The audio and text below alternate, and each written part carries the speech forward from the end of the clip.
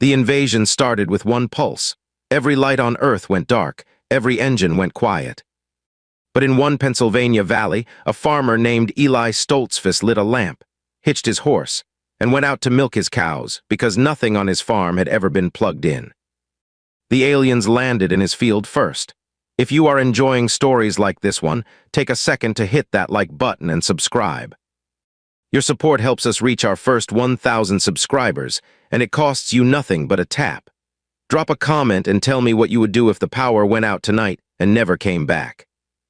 Now let's walk out into that dark valley together, because the strangest first contact in human history is about to begin at 4:30 in the morning, in a barn that smells like hay and warm milk. Far above the Atlantic, an analyst named Dren was staring at a hole in the light. He worked for the Terran Conquered, and the Terran Conquered had a very simple way of taking planets. They did not bomb cities. They did not land armies into gunfire. They fired one weapon called the Cascade, and the Cascade turned off electricity. All of it. Every wire, every relay, every pump, every cold storage room holding the food of 100 million people. Then the Conquered parked in orbit and waited about 70 hours, and the surrender always came up from the surface on its own. It had worked 43 times. Dren had personally mapped 19 of those worlds, and every one of them looked the same from above at night. A glowing web. Bright knots where the cities were, thin threads where the roads ran, and a soft haze over everything in between. Earth looked exactly like that too, which was why the dark patch bothered him so much. It sat in the eastern part of the largest, brightest landmass on the planet. Roughly 40 square miles of nothing. No radio traffic, no data flow, no heat signature from machinery. At night the surrounding countryside blazed with light, and this one stretch of farmland stayed black except for a few tiny points that flickered like fire. Dren ran it 3 times. Then he brought it to Overseer Kesh. "It is shielded," Kesh said, because that was the only answer that made sense to him. A hardened site. "They put their command bunkers under farmland and they run them dark. That is what we would do. There are structures," Dren said. "Large ones. Wooden, camouflage. They move on the roads at 15 miles per hour. Decoys," so the Conquered made a plan. Fire the Cascade at full strength across the planet. Wait for the lights to die, and then land a survey force directly on top of the dark zone to capture whatever the humans had been hiding there. Kesh assumed it was a bunker complex. Kesh assumed it would be defended. Kesh had never heard the word Amish in his life. Down in that valley at 4:15 in the morning, Eli Stoltzfus was already awake, because cows do not care what is happening in orbit. He was 41 years old, built like a man who had thrown hay bales since he was 9, and he moved through his own kitchen in the dark without bumping into anything. He struck a match.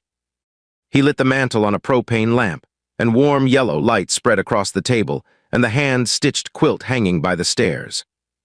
His wife Katie was already at the stove, and the coffee was already going. The refrigerator in the corner hummed faintly. It ran on propane, not electricity. It cooled itself with heat, which sounds backward until somebody explains absorption cooling to you. And it had no circuit boards, no sensors, and nothing at all that a power surge could hurt. Eli pulled on his boots, crossed the yard, and pushed open the barn door. Inside, he started a diesel engine that was older than he was. It coughed twice and settled into a steady knocking rhythm. That engine did not run the lights. It ran an air compressor and a vacuum pump, and those 2 things ran almost everything in the barn through rubber lines and simple valves. The milking machines. The water pump, the bulk tank that chilled the milk down to the temperature the dairy inspector required. The engine had mechanical injection, no electronics, no computer. Nothing in it that a pulse from space could reach in and kill. 62 Holsteins came in on their own schedule, in their own order, the same way they did every morning of every year. Eli worked down the line. His son Jonas, who was 12, carried the wash bucket and complained about it, exactly as he did every morning. Out past the fence line, the English world was still glowing. That was the word the Amish used for everyone outside the church, and it was not an insult, just a fence made out of language. Eli could see the yard light on Tom Prescott's place a half-mile off, and the red blinking tower on the ridge, and the faint orange smear over the town. At 4:51 in the morning, all of it went out at once. The tower stopped blinking. Tom's yard light vanished. The orange smear over the town simply was not there anymore, and the sky above the valley turned into something Eli's grandfather would have recognized. Stars edge to edge, thicker than most people alive had ever seen them. Eli straightened up with a milk hose in his hand and looked at it. Behind him, the diesel engine kept knocking away. The vacuum pump kept pulling, the bulk tank kept cooling. The propane lamp on the post kept burning steady and yellow, and the cows kept chewing. Because not one thing in that barn had noticed that the largest weapon in the Terran arsenal had just been fired at it. Jonas came to the door with the bucket. "Dad, the sky is wrong." "The sky is fine," Eli said slowly. "The town is wrong." He walked out into the yard to look, and that was when he heard it. Not a roar, a low, heavy pressure, like standing too close to a grain dryer coming down out of the dark. Something enormous was settling into his north cornfield. The lander came down slow, and it came down wrong. The Terran crews were trained to set heavy craft on hardstands, on roads, on the flat concrete aprons that every industrial world builds around its cities. The survey maps showed a level surface and no structures. What the maps did not show was that a plowed spring field in Pennsylvania is not a surface at all. It is 8 inches of worked soil sitting on top of clay that holds water like a bowl. The lander touched down, and the ground accepted it and kept accepting it. By the time the engines cut, the craft was resting 2 feet lower than it should have been, with mud pushed up around its landing pads in soft brown waves. Nobody on board thought much of it yet. They had a bunker to capture. The ramp came down and 20 soldiers came out in a wedge, weapons up, expecting fortifications. They found corn stubble, a fence, and a barn. Overseer Kesh walked out into the field himself, which was against his own doctrine, and stood there while his troops swept a farmyard that contained no defenses of any kind. His analyst Dren came behind him, holding a survey plate and looking increasingly unwell. "Report," Kesh said. "No power draw," Dren said. "No emissions, no signal traffic in or out of this valley. There is a functioning heat source in the large structure, but the pattern is combustion, not fusion. Under it, look under it." "I did look under it, Overseer. There is dirt under it." "There is a hole with vegetables in it, and then there is more dirt." That hole with vegetables in it was a root cellar. And the vegetables in it were the reason the Stoltzfus family had eaten fresh food all winter without a freezer. Dren's instruments had no category for it. Then 2 men walked out of the barn toward 20 armed soldiers, and neither of them was running. The older one was Bishop Amos Baylor, who had white in his beard and no mustache, and who had driven over at first light because half the district had seen the thing come down. The younger one was Eli. They stopped at the fence, and Amos said something quietly in Pennsylvania Dutch, and Eli answered him in the same language. Up on the lander, the translation matrix produced absolutely nothing. That matrix had been built over 11 years out of intercepted human broadcasts. News, films, advertisements, satellite traffic, radio, the enormous ocean of noise that humanity poured into the sky every second. It could handle English, Mandarin, Spanish, Hindi, and 30 more. What it could not handle was a spoken German dialect carried in families for 3 centuries by people who had never broadcast anything in their lives. "Their command language is not in the archive," Dren said, and his voice cracked. "It is not in the archive at all. Impossible. There is no record of these people, Overseer, no images. No voices. Nothing of them anywhere in 11 years of collection." Kesh felt something cold move through him. Because in his experience, there was exactly one kind of group that leaves no trace in a planet's information stream, and that kind of group is very well funded and very heavily armed. He raised his weapon and stepped forward, and Bishop Amos Baylor switched to English.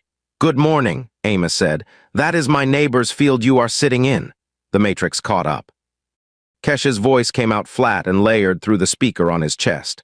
"Identify this installation. It is a dairy farm. Identify the shielding you are using." Amos looked at Eli. Eli looked at the barn, then back at the aliens. "There is no shielding," Eli said. "It is a bank barn, stone on the low side, oak frame above. My grandfather's brother cut the timber for it. You are running electrical equipment."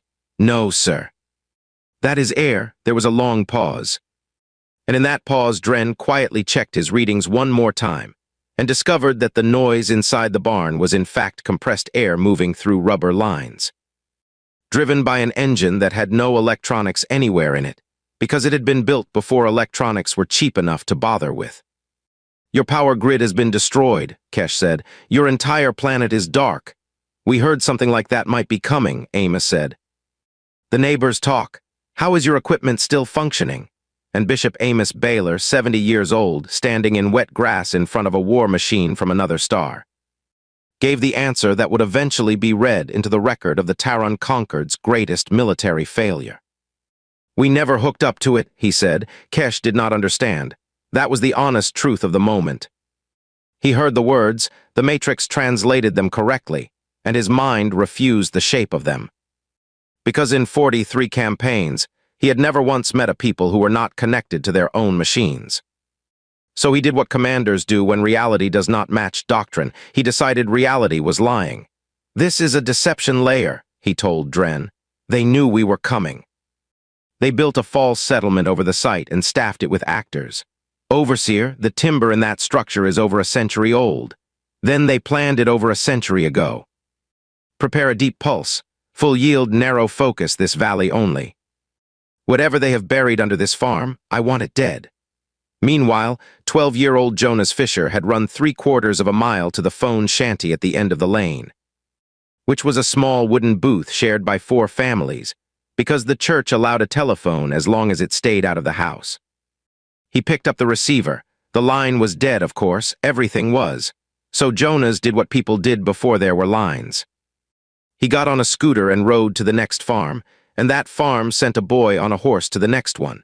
And by 7 in the morning, that valley had a working communication network again, running at roughly 8 miles per hour, and completely immune to anything the Terran Conquered could fire at it. At 7:15, the deep pulse hit the valley at full yield. Eli felt his back teeth ache. A hanging battery lantern in the barn flickered once and died.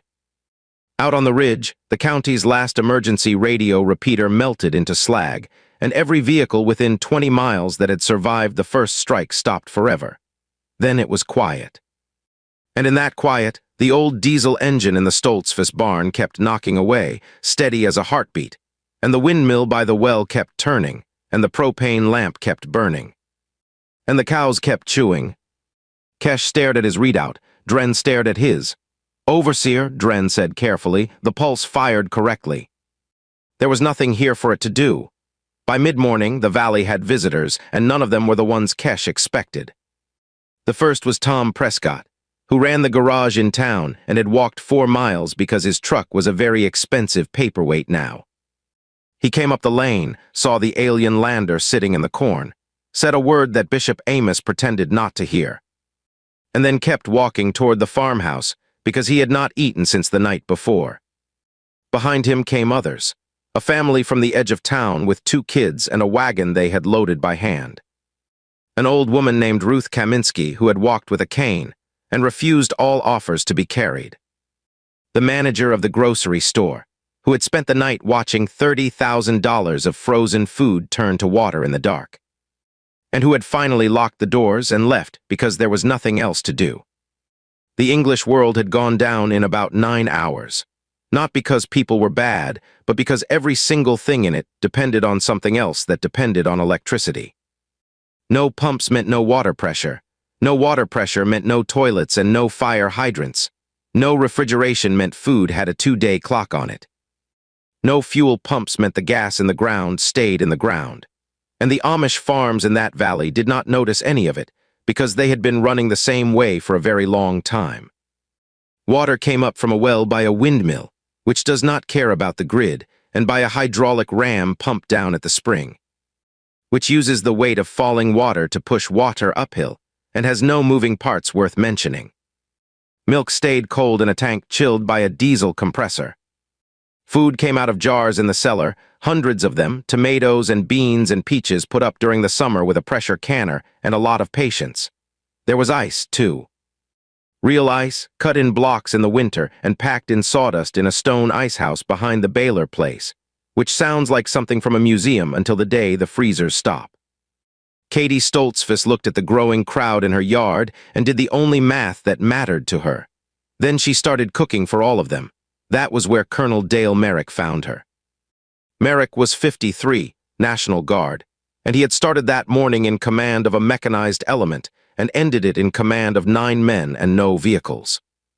He had walked in on foot with a rifle he had not fired and a map that was suddenly the most valuable object he owned, because it was paper. He came into the yard, took in the situation, and stared for a good 10 seconds at the alien lander parked casually in the north field about 600 yards from where a woman was frying eggs. "Ma'am," he said, "are you aware there are hostiles in that field?" "They have been very quiet," Katie said. "Do you want 2 eggs or 3? Merrick was a practical man, so he ate 3, and then he found Bishop Amish and made his case. He wanted to use the farm. High ground, stone foundations, good sightlines. He wanted to set up a firing position in the bank barn and hit the lander at first light. Amish listened all the way through without interrupting. That was his way, then he shook his head. "We will feed your men," he said. "We will house them. We will pull your trucks with our horses if you want them moved.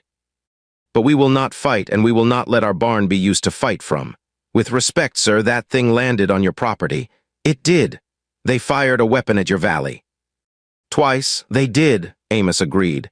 "And it did nothing and nobody was hurt, and I have no interest in changing that." Merrick's jaw worked. He had spent 30 years in uniform, and he had a very clear idea of what a threat was and what you did about it. But he was also standing in a yard where 60 strangers were being fed for free by people who had not asked a single one of them for identification. And some part of him understood that he was looking at a kind of strength that his training had no word for. "You know they will not stop," he said. "I know they are hungry," Amish said. "Look at them." Merrick turned, and once it was pointed out, he could not unsee it. Out in the field, the Terran soldiers were moving with the slow, careful economy of people who were rationing themselves. This was the part of the plan nobody in the Conquered ever talked about, because for 43 campaigns it had never mattered. A Terran invasion force landed light and lived off the target world. They did not haul their own food across interstellar distances. They took the target's industrial food supply, which was always sitting in enormous refrigerated warehouses next to enormous processing plants, exactly where the maps said it would be. Except this time the Conquered had fired the Cascade first, at full planetary yield, and the Cascade had turned off every refrigerated warehouse on Earth. Dren had run those numbers at hour 6 and had been trying to get Kesh to look at them ever since. The doctrine assumed the target's food stayed edible while the target's will collapsed. On a world this dependent on cold storage, the food and the will collapsed together. The Conquered had walked into a pantry and shot the pantry. At noon, Kesh came to the fence line again, and this time he came with fewer soldiers and no wedge formation. "You will surrender the installation," he said. "Would your men like dinner?" Amish asked. The Matrix translated it, Kesh's head tilted in a way that Eli would later describe as exactly like a dog hearing a whistle. "What? Dinner?" Amish repeated. "We eat at noon here, there is plenty. Nobody in this valley eats while somebody else stands hungry, and that includes you." Kesh's weapon was still in his hands. 20 soldiers were still behind him. He had orders, doctrine, a fleet in orbit, and a report to file. And every one of those things told him that the correct response to this offer was to level the farm and take what he needed by force. What he actually said was, "Why?" And Bishop Amish Baylor, who had never read a military manual in his life, said the sentence that Dren would later put at the top of his report to the Conquered's High Assembly. "Because you cannot take from us what we already give away." Kesh went back to the lander without answering. That evening he ordered the barn taken apart, not burned, dismantled. Because his doctrine still insisted that a bunker was under it, and if the pulses would not find it, then walkers with cutting arms would. At dawn, Eli Stoltzfus stood in his yard and watched 3 alien machines walk toward the barn his family had built 4 generations back. And every Amish family in that valley started hitching their horses. It took the walkers 4 hours to bring down a barn that had stood for 130 years. And every minute of it was watched in complete silence by about 200 people standing along the fence. Nobody threw anything, nobody shouted. Colonel Merrick had his 9 men positioned behind the springhouse with orders to hold fire. And he stood there with his fists closed, and his mouth shut because a 70-year-old bishop had asked him to. The barn came apart in a way that surprised the aliens. It did not collapse. It resisted, joint by joint, and then it let go all at once, the way a thing lets go when every piece of it was fitted to every other piece on purpose. Dren walked into the wreckage afterward with his survey plate and did not come out for a long time. What he found, he could not classify. The main frame was oak, hand-hewn, the marks of the broadaxe still visible on the beams. There were no bolts, there were no metal plates. The joints were mortise and tenon, which means a tongue cut on one timber slotted into a hole chiseled in another. And every one of those joints was locked with a wooden peg driven through the middle of it. Wooden pegs, in a structural frame, holding a building that had survived 130 winters, and that had just required 3 military machines and 4 hours to take down. Dren found something else too. He ran the frame for identifying marks, manufacturer codes, serial stamps, anything that would tell him who built it and where the parts came from. There was nothing. Not one mark on it anywhere. "Overseer," he said into his link, "this structure has no origin data, no fabricator, no supplier, no owner code. There is no way to determine who made it. Then it was made in a hidden facility." "No," Dren said, and it was the first time in his career he had used that word to a superior. "I do not think it was made in a facility at all. I think a large number of people made it by hand, and I think none of them signed it." Kesh came down to look. He stood in the ruins of the Stoltzfus barn, in a foundation hole that contained no bunker, no reactor, no weapons, and no secrets. And he finally allowed himself to consider the possibility that his dark zone was not a military site. Which raised a much worse question. If these people were not hiding anything, then his entire war doctrine had a hole in it the size of a continent. He was still standing there when the buggies started arriving. They came from every direction, from 4 church districts, some of them from 12 miles off. Because word had traveled all night by boy and horse and scooter along a network, the Conquered could not detect, jam, or shut down. Gray boxes on steel wheels, 1 horse each, moving at a steady clip. Then wagons. Then men walking in from the fields. By 8 in the morning, there were over 400 people in that yard, and they had brought tools. Merrick came up beside Eli. "Are they evacuating?" "No," Eli said. "They are raising it." "Raising what?" "The barn." Merrick looked at the enormous hole in the ground where a barn had been 3 hours earlier. "Today, well," Eli said, "yes. What happened next has been described by the men who watched it as the single strangest tactical event in the history of First Contact. And the funny part is that nothing about it was tactical at all. There was no commander. That was the first thing the Terran could not process. Nobody gave orders, nobody assigned tasks. Men simply walked to where work was and started doing it, and the work sorted itself out on the way. The framing crew went to the timber pile. Some of that timber was salvage from the barn itself, still perfectly good, because a mortise and tenon frame comes apart in pieces you can reuse. The rest came off wagons from 3 sawmills that ran on water power and diesel, and had therefore never stopped running. A crew of older men worked the joints, chiseling mortises, cutting tenons, testing each one by hand. Boys carried pegs in buckets. Women set up long tables in the yard and started cooking for 400 people over wood fires. And Katie Stoltzfus ran that operation the way a colonel runs a battalion. Except that nobody had to be told twice. By 10 in the morning, the first bent was assembled flat on the ground. A bent is a whole cross-section of the barn, posts and beams and braces, all joined and pegged, lying there like a giant wooden ladder. Then 40 men picked up pike poles. Dren was still recording when they raised it. The bent came up off the ground by hand, by nothing but human arms and long poles and a very old understanding of leverage, and it swung up into the vertical and dropped into its mortises in the sill. And 400 people made a sound that was not a cheer exactly, more like a collective exhale. Kesh watched the second bent go up 20 minutes later. "Overseer," Dren said quietly. "Our prefabricated shelters require 6 hours and a power source. I am aware. They are ahead of that pace. With no power source at all. By early afternoon, the frame was standing, purlins going in, men walking the top plates 30 feet up like it was a sidewalk. The rafters went on. Boys ran pegs up on ropes.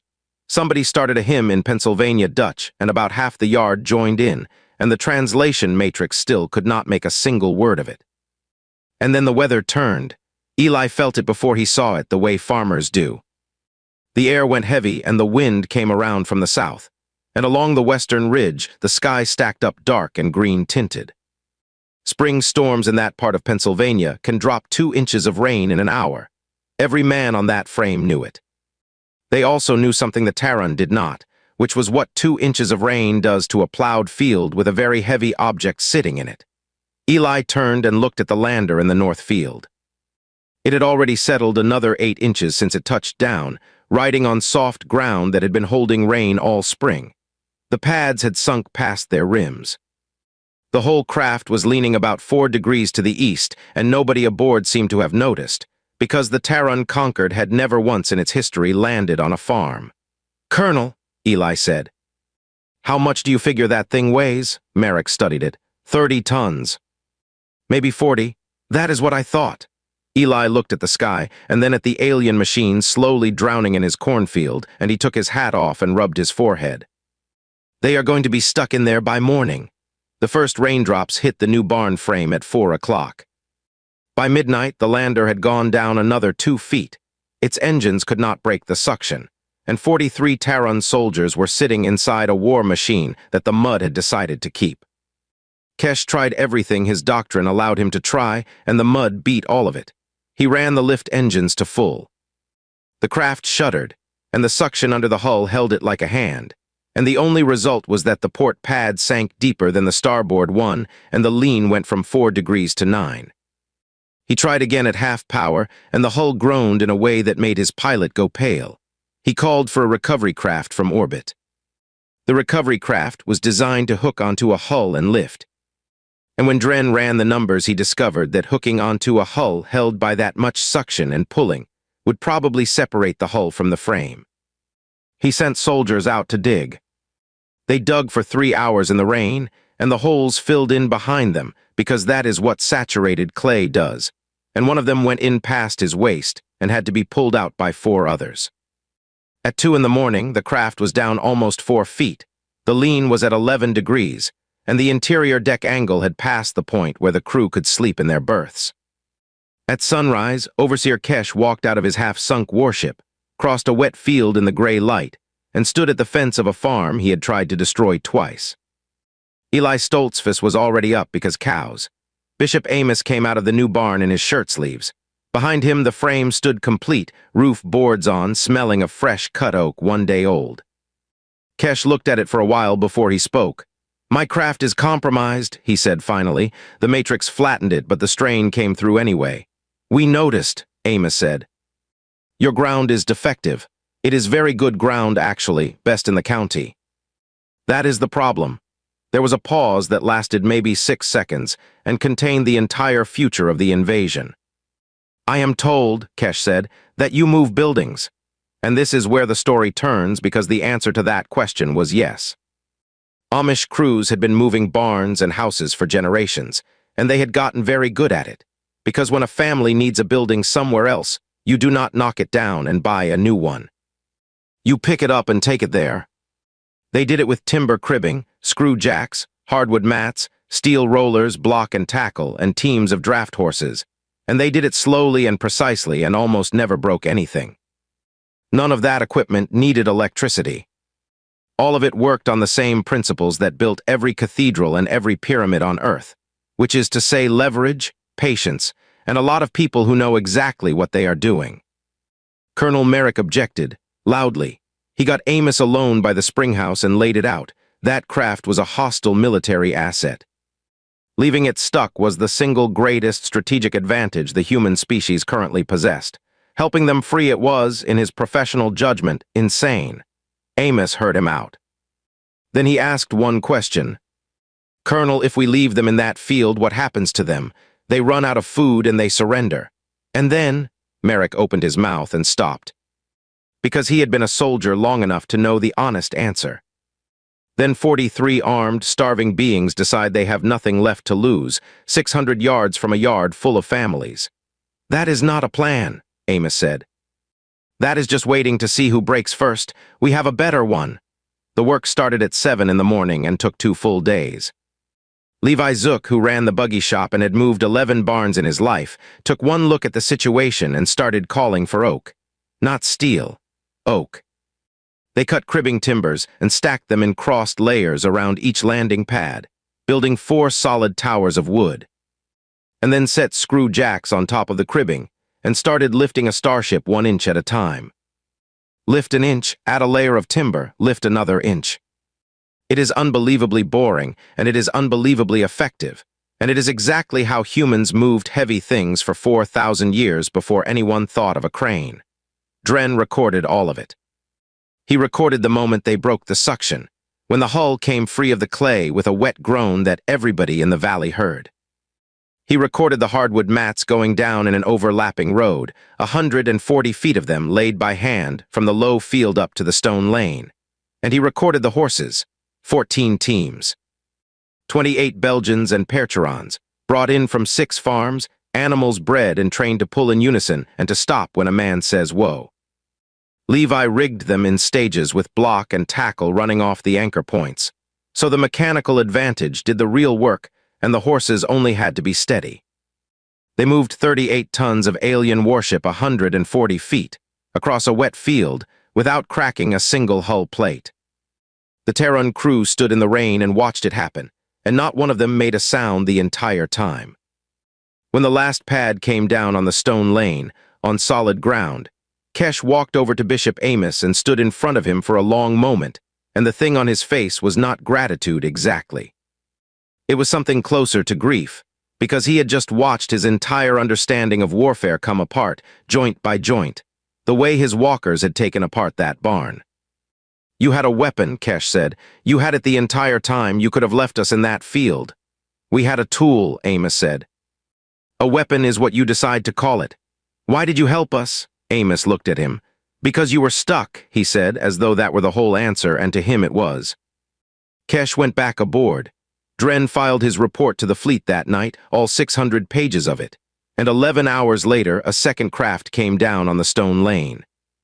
This one landed correctly, because it had been given the coordinates by somebody who had finally learned about mud. It carried Prime Warden Vole, who had come down personally from the flagship, who had read exactly 4 pages of Dren's report, and who had arrived with a single order already written.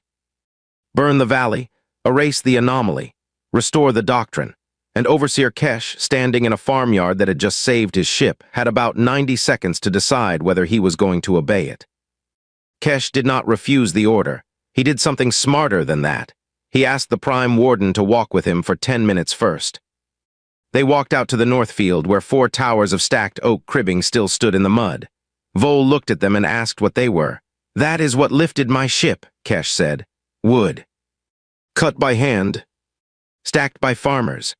Then he walked Vole past the new barn, 1 week old, standing square and solid with the smell of fresh oak still coming off it, and told him it had been built in a single day by 400 people who were not paid, not conscripted, and not commanded. Then he took him to the yard, where 600 people from the town were being fed at long tables, and where a 1-room schoolhouse down the lane had been running classes every morning through the entire invasion, because nothing in it had ever needed a wire. Prime Warden, Kesh said, I fired the cascade at this valley twice.